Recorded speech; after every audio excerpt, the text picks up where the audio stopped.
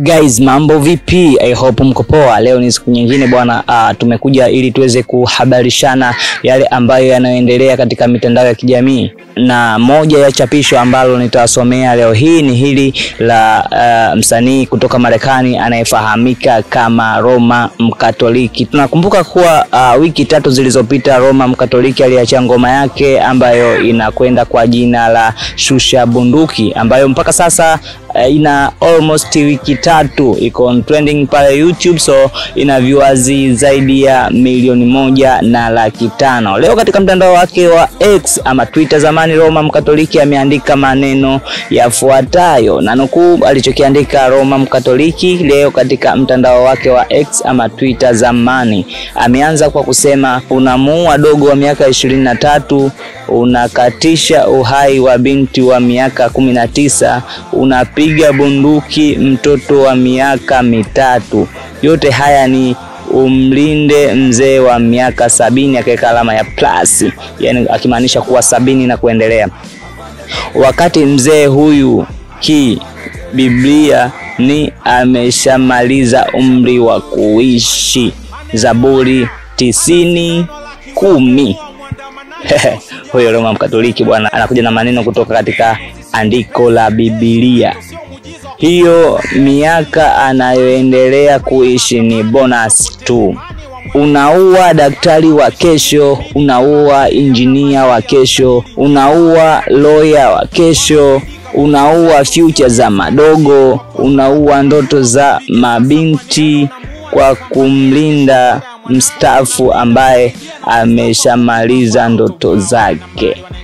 Na tuliwaambia, akaweka hashtag teremsha bunduki. Hapa ameikumbushia ile ngoma yake ya teremsha bunduki kwa kuitag katika maneno yake ambayo ameandika katika ukurasa wake wa X ama Twitter zamani. Lakini katika ukurasa pili pia ameandika, kwa umoja wetu tungetafuta namna ya kuwasaidia hawa wahanga wote waliobambikiwa kesi na wako mahabusu.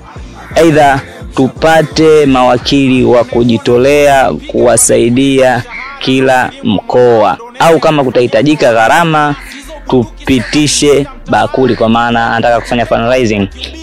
Lakini ni muhimu mno kuwasaidia, tusiwaache peke yao.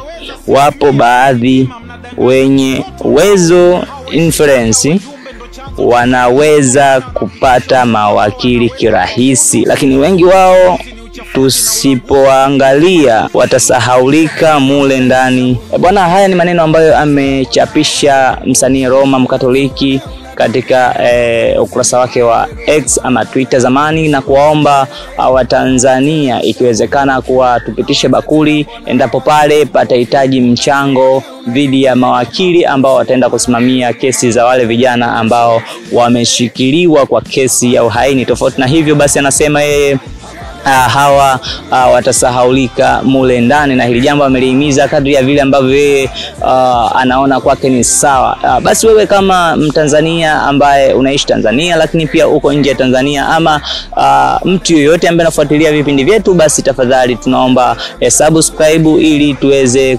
kwenda sambamba. Lakini pia dondosha comment yako katika sehemu ya comment section ili tuweze kujadiliana hili ambalo Roma Mkatoliki leo ameliongea ama amelichapisha katika ukurasa wake wa X ama Twitter zamani. Basi mimi sina la zaidi, endelea kufuatilia vipindi vyetu na kukumbusha tu usikose kusubscribe.